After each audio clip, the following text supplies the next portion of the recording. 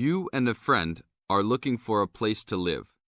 You have a list of places and go to see a rental agent to check on a number of points. Listen to the conversation between your friend and the rental agent and complete the list. First, you have some time to look at questions 1 to 7.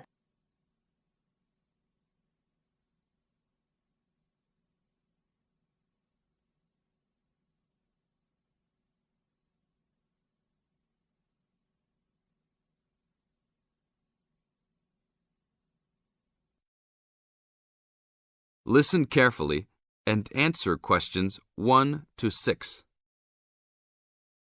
Hi, we've been looking over your listing of apartments for rent and we have a few questions about a couple of the apartments. Can you help us? Sure. Yep, this is our most recent listing. What would you like to know? Well, we were first wondering about the house on 3rd Street. We can see that it is furnished and rents for $135 a week, but can you tell us how many bedrooms it has? Let's see. In addition to the den, it has 3 bedrooms. What about the one on Route 9N?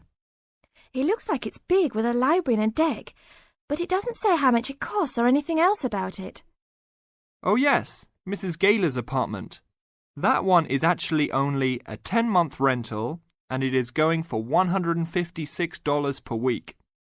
It's quite a nice place. She only rents for 10 months each year because of horse racing season. Then her relatives all come to stay, so tenants have to move out. It's a little bit inconvenient, but past tenants have really enjoyed their stay there. Oh, well, we need it for a full year. I guess that one is out. How about the rental on Browen Drive? How many rooms does that one have? As it says on the list, it has 2 bedrooms and a private kitchen and bath. But it's actually a very small place. That's why it's a bit cheaper. Oh. Well then, what about the one that has 3 large rooms? Who is renting that property? That one is a good deal. Mr. John Smith is renting it. But he's quite eccentric and he has a strict rule about no pets. How about cats? Nope, absolutely no pets. Well then, how about this studio apartment rented by Mr. Bo Jensen? How is that one? That ad is actually a bit deceptive. The studio apartment is the whole upper floor of an older house. It's actually very large and, at $45 a week, quite affordable. And it's near campus. I think I'd like to check that one out. Do you have a telephone number that we can call? It's not on the list? Oh, it isn't. Here it is. You should ring area code 518 and then 543-7790. Thanks. I think I'll call on that one first. Your friend decides that he would like to talk to Mr. Bo Jensen. Before you hear the rest of the talk, you have some time to look at questions 8 to 10.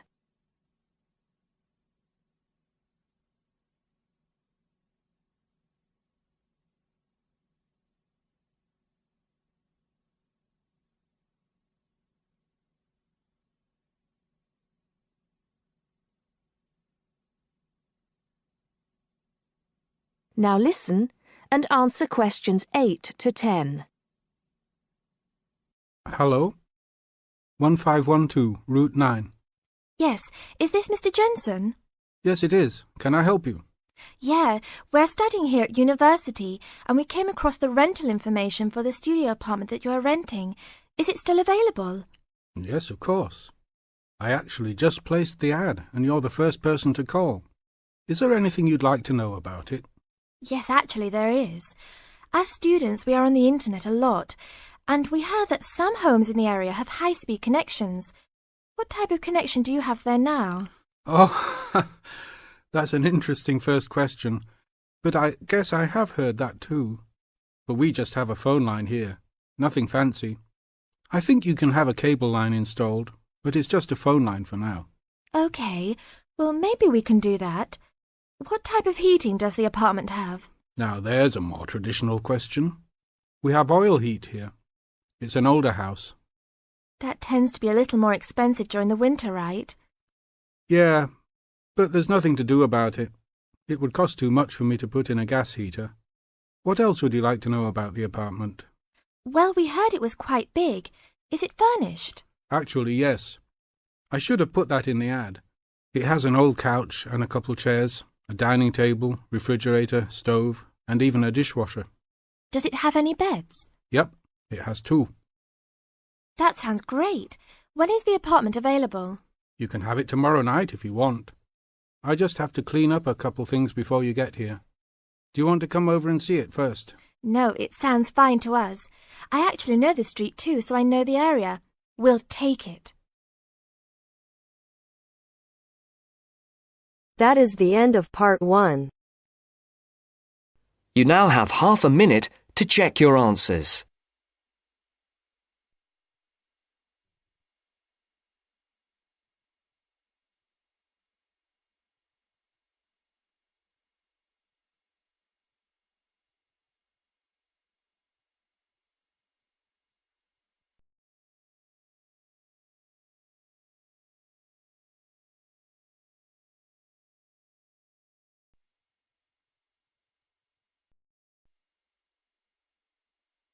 Now turns to part 2. Part 2. First, you have some time to look at questions 11 to 16.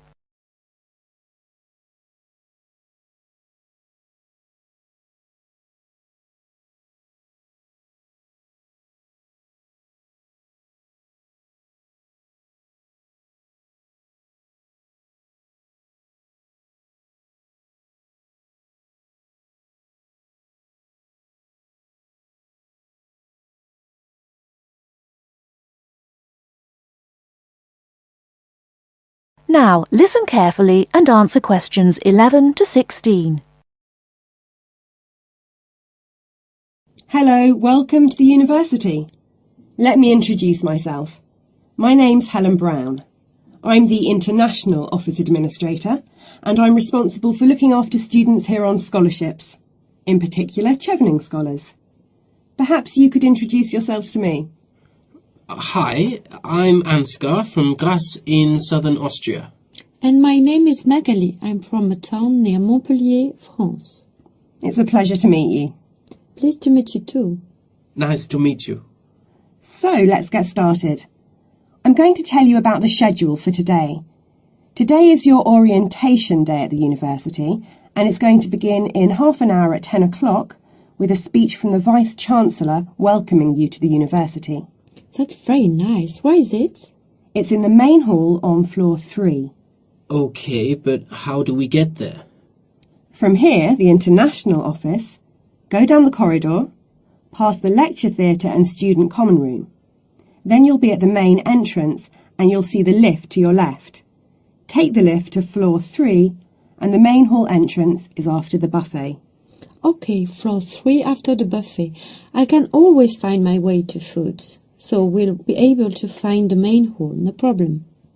So after the Vice-Chancellor greets the new students, then 30 minutes later, the Mayor will welcome you to the city. Together it should be about an hour, so it's not too much of a drag. And what happens then? After that, you'll have a meeting with a representative of the British Council, and she will brief you on life in Britain and what your sponsor expects, and of course doesn't expect from you. It will be nice to meet them. Is that in the main hall too? No, but it is on floor 3 again. With your back to the main hall, go down the corridor past the labs. Sorry? The laboratories, on your right, and the computer cluster rooms on your left, and at the end of the corridor are seminar rooms 1 and 2. Your meeting is in seminar room 2. Did you mention what time that is? No, I didn't. It's at 11:15 and it should last about half an hour. You'll meet her a number of times during your studies, so it's important to go to that meeting. Okay, I'll make sure Magali is on time. Ansgar, I'm always on time. Very well. Now for the final part of the morning and lunch, you'll be with your department. We're both doing biomedicine. Oh, that's interesting. But we're not sure how to get to our department. Well, you don't need to go very far from seminar room 2. The laboratories and seminar rooms all belong to your department, So basically, you need to turn left out of Seminar Room 2 and go past the next 2 teaching rooms. Your departmental office is on the left. Will someone be there to meet us? Oh, but of course. At 12 o'clock, the course administrator will meet you at the departmental office and introduce you to members of staff and the head of department, Professor Heanue. Heanue? How do you spell that? Heanue. He will tell you about the department and your course, the coursework and academic life in Britain. Have you both got reading lists? Yes, I have. I'm afraid I haven't. You can get one at that meeting. Then finally, as it's your first day, you'll have lunch with the department staff in the refectory from 1 to 2. Oh, that's really nice. Great. There's just one more thing. In the afternoon, you have the chance to meet other international students in the main hall again. And you can ask them about their time at the university. That's from 2:30 onwards. I'm looking forward to that.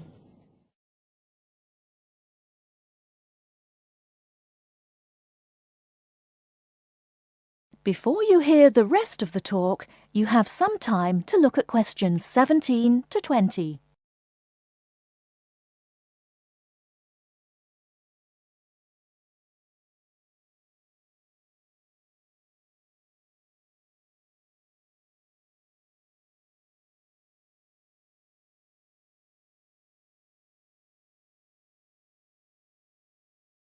Now listen and answer questions 17 to 20. So you're thinking of opening a bank account with us? That's right. And you are an international student at the university?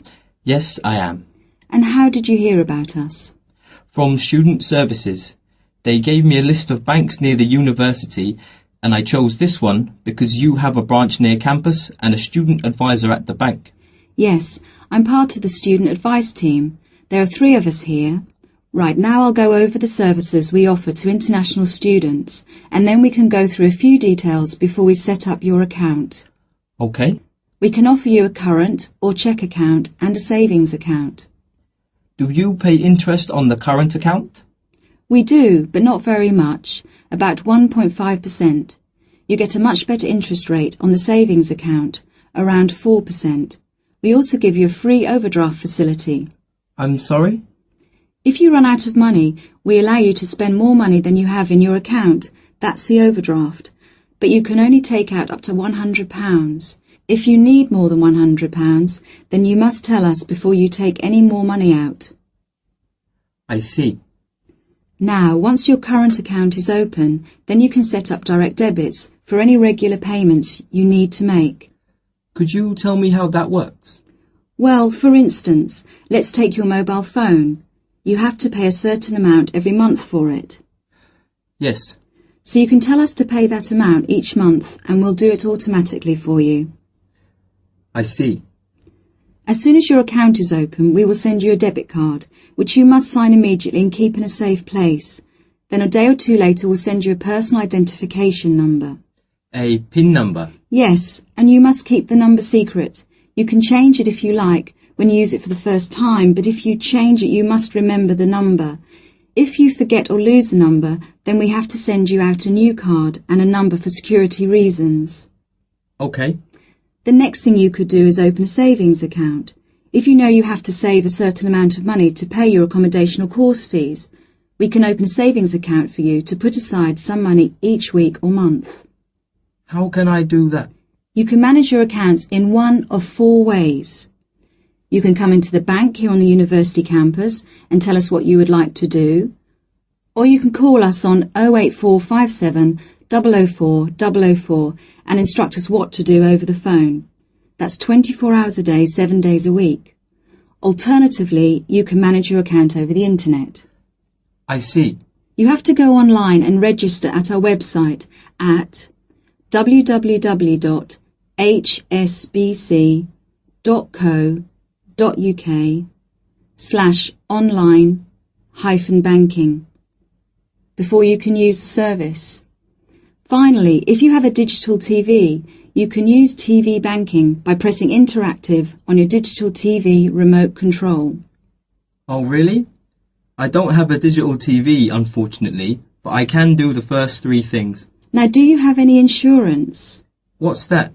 For example, if you lose something or one of your possessions is stolen, we will cover the cost of it. How much does that cost? It's £24 a year, so it really is worth thinking about. I don't need to think about that. I'll take out insurance. I'll arrange that for you as soon as your account is open. Now, would you like to go ahead and open an account with us? That is the end of part 2. You now have half a minute to check your answers.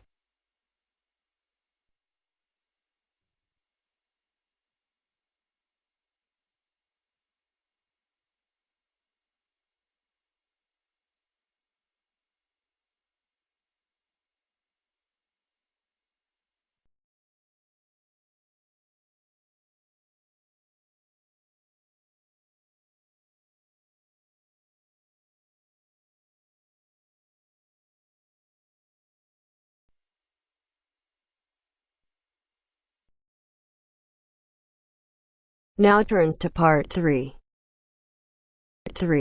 Part 3. You will hear a tutor and some students talking about an assignment.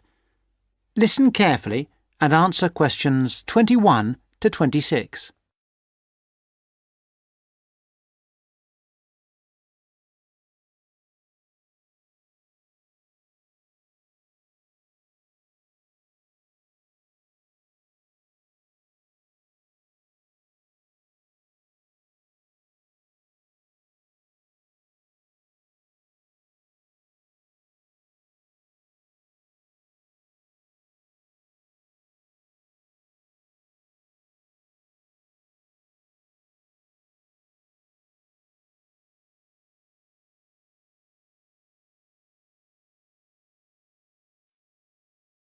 Come in. Sit down. Good to see you. Hello. Hello.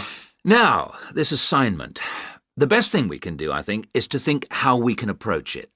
The main point is to investigate television, but not what's happened in the past.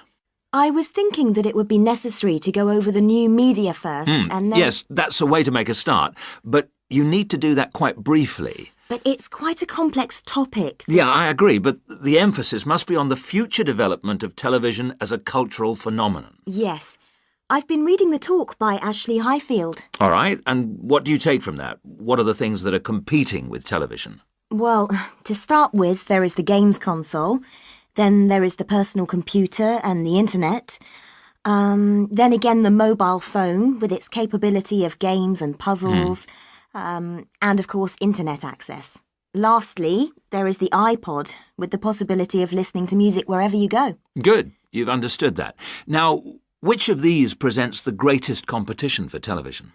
Well, according to the research, it's video games. Yes, that's true at present. But in the future... I think the phone will present the greatest threat then. And why? Because it's mobile, portable, and it's developing fast. Yeah, I think you're right. You need always to look to the future and try to assess how things will develop, as we said. Good. Now, you need to move on to the new social trends in connection with television. Is one of them the idea that programmes might become shorter and shorter? Ah, yes. The average programme might be 10 minutes. Or even less. Just mini-programmes, say 4 to 5 minutes long.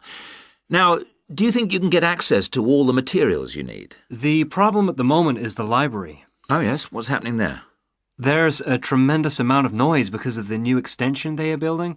It's quite impossible to work there. They are stopping work for a week next week, I believe, and then all the sections will be open. There's a hold-up because some roof tiles have not arrived, so there'll be peace for that week. But then after that, the media studies section will be closed for a week, and all the noise and dirt will start up again. Yes, the sociology section will be open, and there's some good stuff there for you on this topic, and it's further away from the noise. Yes, I don't think the sociology section is affected at all, and neither is the journal section. No. Obviously, they're rotating the closures, and it was sociology's turn to close for a week last term. I think we should make a complaint. Yeah, I think you should. I've had a word with the library staff. They are very sympathetic, but... They are affected by these works just as we are. If I were you, I'd make a complaint directly to the premises committee. They only meet once a year, but in fact, I know they're having a meeting next Tuesday. You might like to make contact with them, but don't say that I suggested this. Yes. But the Students' Union might be better since they are independent of the university. That's true, but I can't imagine that people haven't already approached them about this. Let's try the premises committee. Good idea. Why not? OK. Now, don't forget I need a copy of your dissertations by email and 2 copies in print, that is, on paper. If you give the reprographics office 24 hours' notice, they'll make copies for you. And if you give them my details, they'll send those copies directly to me. They won't send copies to you, so you'll need to take your own copy personally from them. Good. Any questions? Before you hear the rest of the talk, you have some time to look at questions 27 to 30.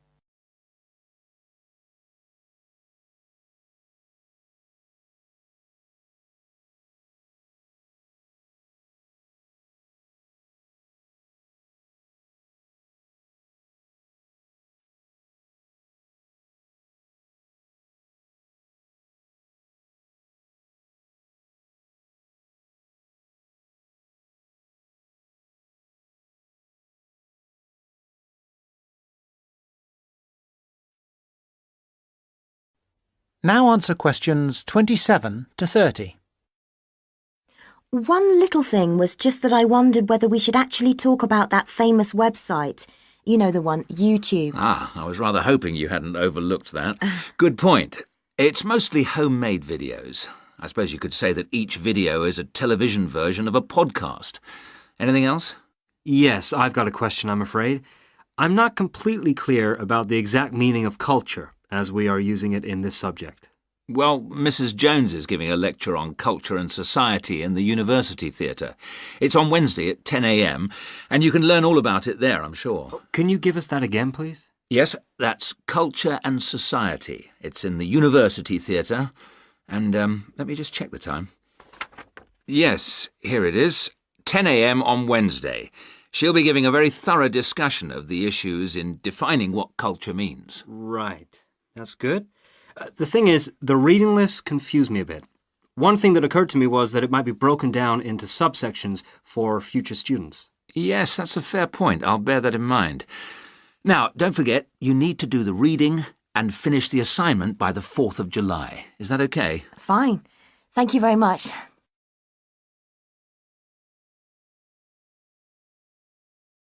That is the end of part 3.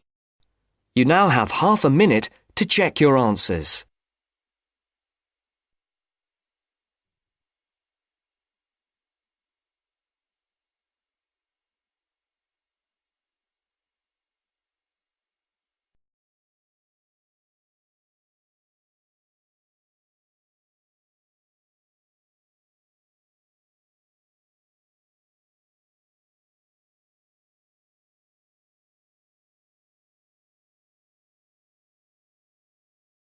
Now turns to part 4. Part 4. Listen to the introduction about Tower Bridge and complete the summary. First, you have some time to look at questions 31 to 40.